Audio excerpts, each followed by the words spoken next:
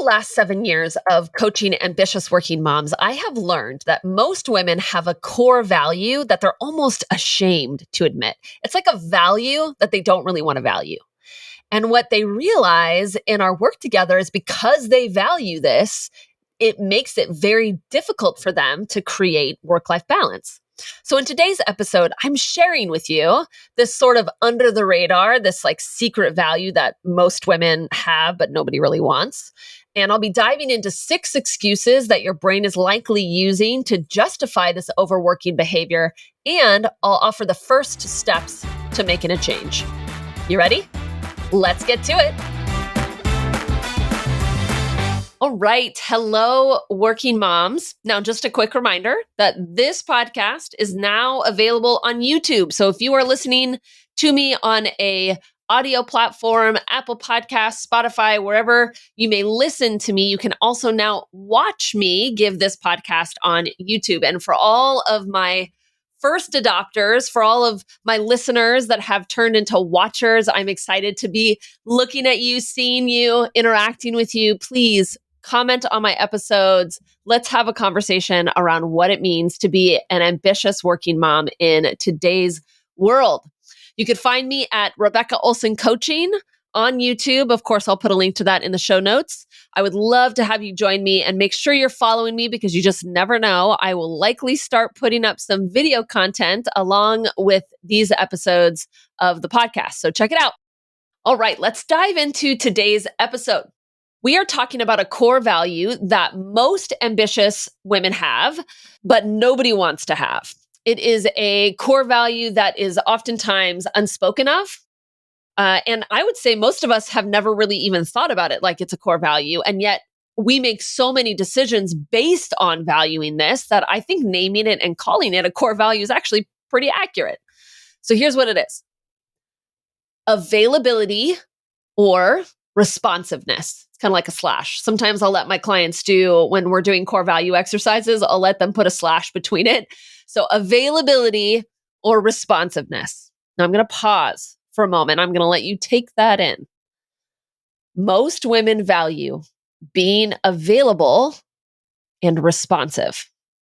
Here's how you'll know if this is you. See if you can sort of identify yourself in any of these, okay? You feel tethered to your phone and it brings up anxiety when you're away from it for too long. All of your apps related to work, your email app, your Teams app, your messaging app, all these apps, they remain on and notifications are on all the time. There's never a time when they're not. One of the last things you do before you fall asleep is you check your email or your messages. One of the first things you do when you wake up is you pick up your phone and you check your email or your messages. Another way to know that you are valuing availability or responsiveness is you have a hard time not answering notifications when you see that little like number go up or you hear the little ding go off, right? Another way you know is you can't remember the last time you took a weekend or a vacation completely unplugged. Or if you have a hard time going out and leaving your phone in the purse, like you always have to have it available to you on top, like on the table. Or another way is that you schedule time for yourself for like your work. I call this heads down time, but you're always moving that appointment or you're scheduling over it and you're moving your personal appointments out of the way, things like that. So I'm not saying if you do one of these things or multiple of these things, you're doing something wrong. But if you can identify with several of these points, you are likely someone that has a very difficult time not being available or responsive, and you likely value that. And that's not, I want to go on the record here saying that's not a bad thing, but it makes work-life balance exponentially harder, if not near impossible. In a balanced life, you have regular times that you are not thinking about work, available to work, or actively working, right? You have to. Your brain needs to shut down. It needs to be off. It needs to rest. If your brain is constantly available to work, meaning it's just like ready to jump right in there and answer an email or solve a problem or like field a question, then it's still in active mode, right? It's still draining your battery. Think about it like a laptop, right? After an hour or so, whenever you have the kind of setting set on your laptop, I have a laptop, that's what I work from, it'll go dark, right? It'll go dim, it'll go on low power mode. But even if you don't get on the computer again eventually it would drain the battery all the way out, right? Because slowly it's still using memory. It's still processing just at a really low, slow level, right? So this is what happens to you and your mind and your energy and your presence if you are always available and responsive, right? Not actively working, your brain is still trying to hold on to information, which continues to drain your energy and your presence. In a balanced life, you have times, regular times, where you are not actively working, available to work, or even thinking about work. Now, I'm remembering a client of mine, Sandra. We started out slow, right? Because she was working evenings, she was working weekends most of the time. And so we started out slow. She decided she wanted to take Sundays off.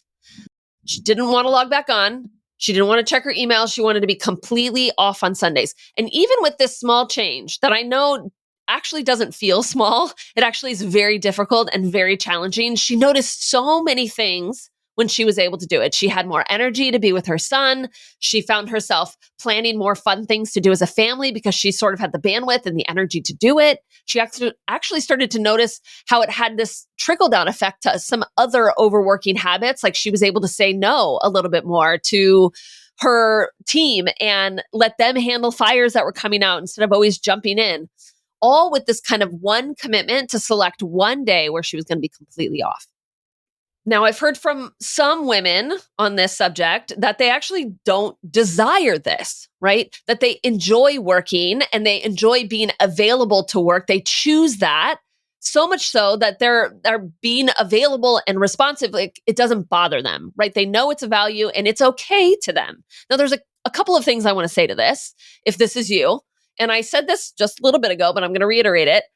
If this is you, the first thing you need to know is that creating a life that feels balanced is going to be difficult for you, right? You're going to have to put in a lot of effort to creating balance in other ways.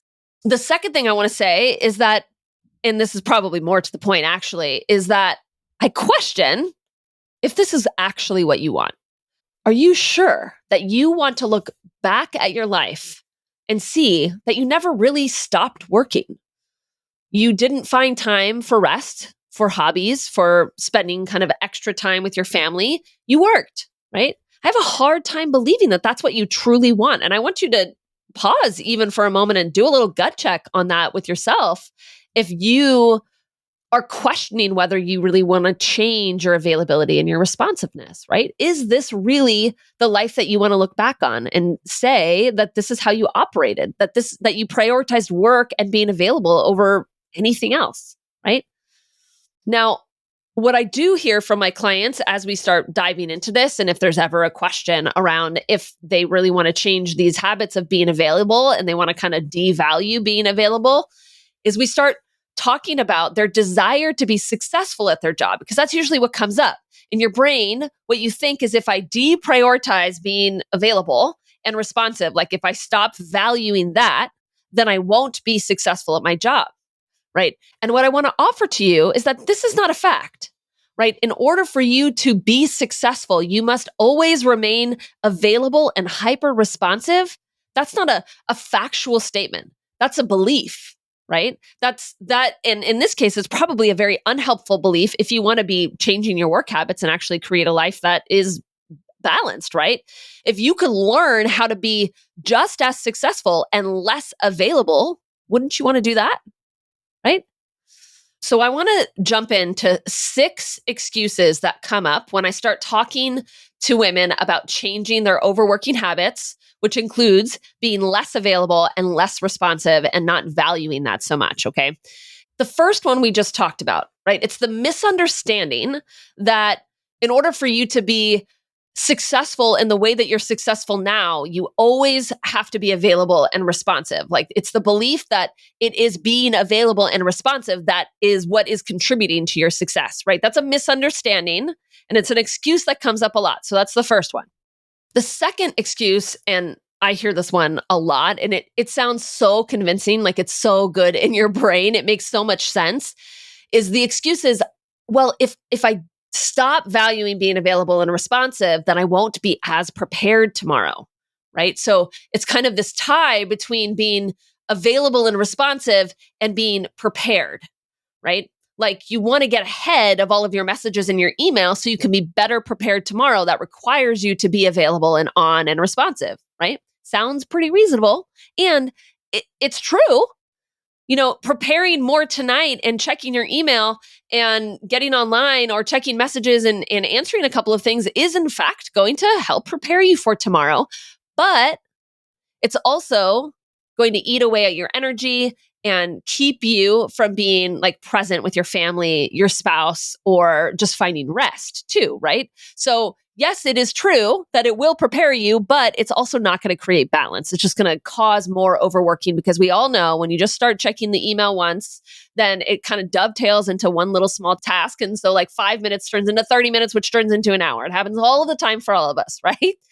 So the misunderstanding here is that what's required for you to feel prepared tomorrow is being available and answering emails and messages today when you're not supposed to be working, right? That's a misunderstanding. That's one way that you can feel ahead and prepared, but it's not the only way. It's just the way you've most practiced, right? So there's a misunderstanding in that. The third excuse that I hear a lot is this attempt to justify being available is that you don't want to be seen as being uncommitted or not a team player, right? As if regular time off from work somehow indicates that you're not a team player focused or committed to your job in some way, right? It sounds ridiculous when you say it like that, but on some level, that's what your brain wants to say. It wants to believe that being available and responsive is what makes you committed and to being a team player, right? Of course, there's a misunderstanding there. That's not true. That is not, in fact, what makes you committed or a team player being always available and responsive. That's ridiculous. The fourth excuse I hear a lot, oftentimes this one kind of surfaces with my clients that lead big teams or big projects or kind of work with important clients.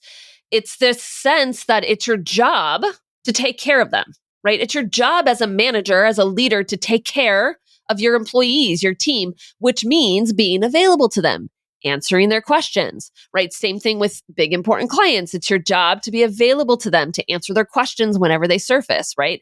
As if them being cared for and feeling supported is you always being available to them, which of course is not true, right? It's a misunderstanding. Of course, there could be seasons or projects with particular deadlines where it might be required for you to be more available.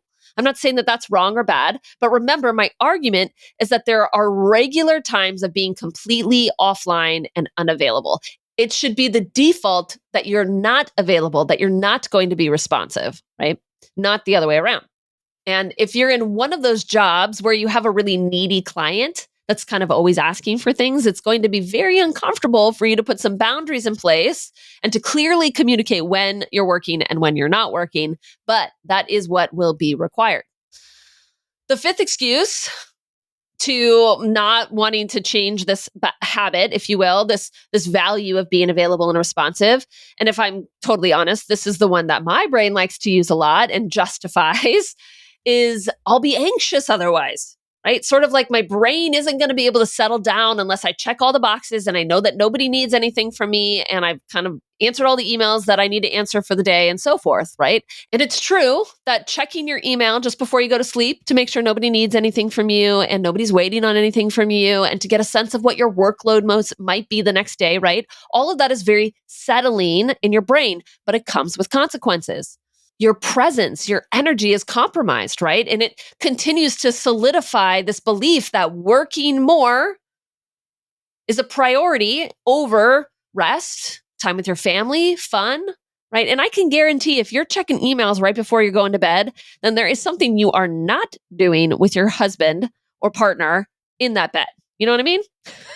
When you are tethered to checking emails and messages, there's no room for playful, fun, spontaneity, intimacy, right? Your brain can't even think about those things because there's no space, right? It is trying to get prepared for the next day.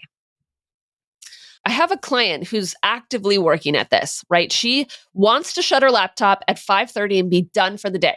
Not logging back on, not checking her email on her phone or anything like that, right?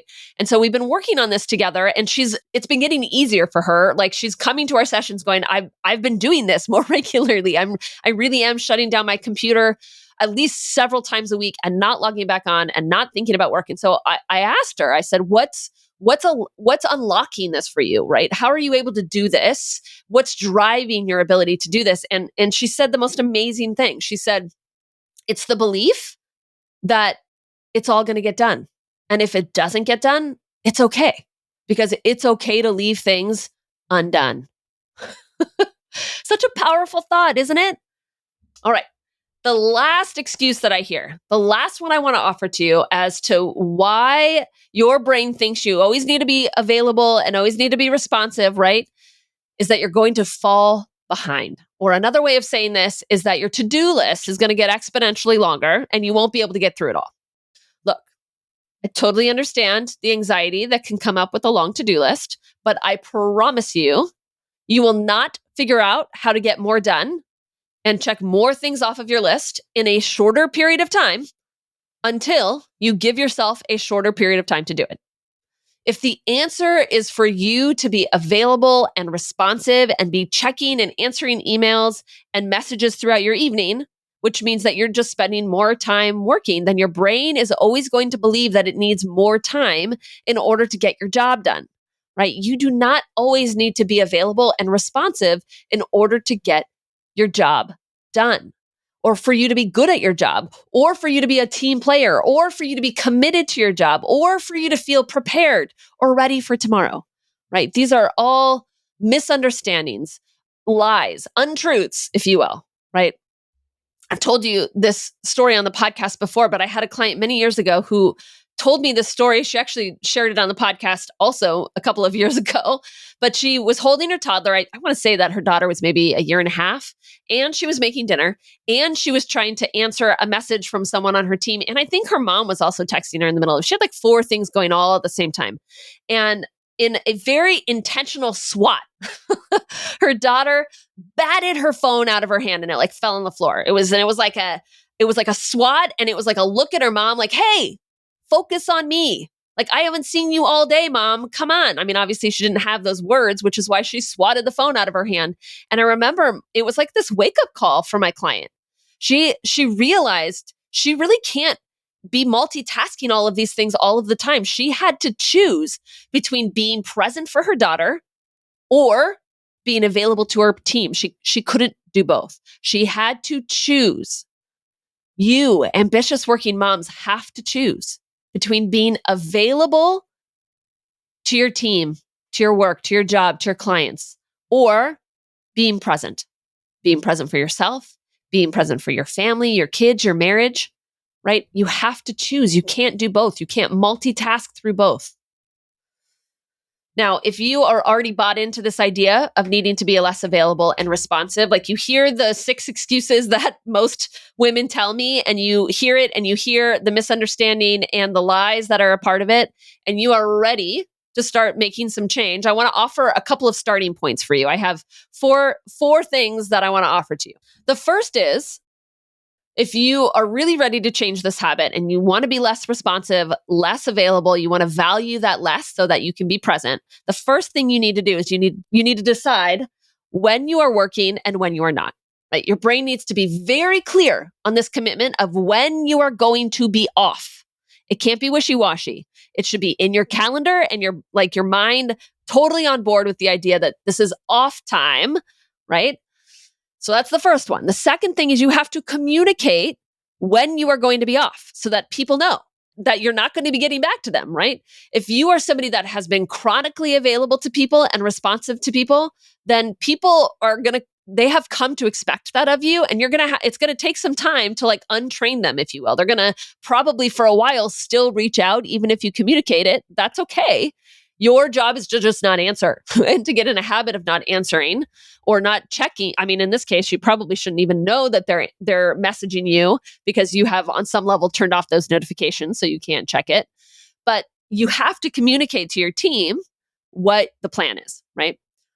The third thing is that you need to figure out what you need in order to be successful at this. I remember a very specific session I had with a client who was going on a week vacation with her friends, who had decided to take her laptop with her because she had planned to do a little work, check a little email from time to time, and just simply be available if people needed her. And I challenged her to be completely offline during this vacation, to be completely unavailable.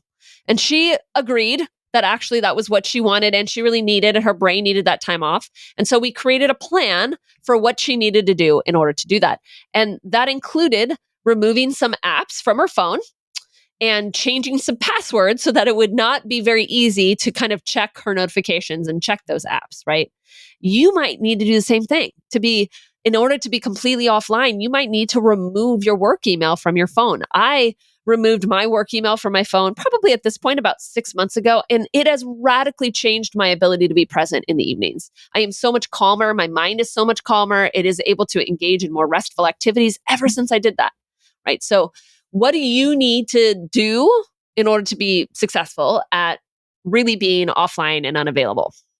That's the third thing. The fourth thing, the last thing I want to offer to you is to decide exceptions ahead of time, right? The ahead of time part is what's really important here, right? So if there's a really clear emergency, your brain and your team need to know exactly what that is so that they can contact you, right? I remember I had a client that had a plan to be completely off for like a week over the Christmas holiday, or it was something like that.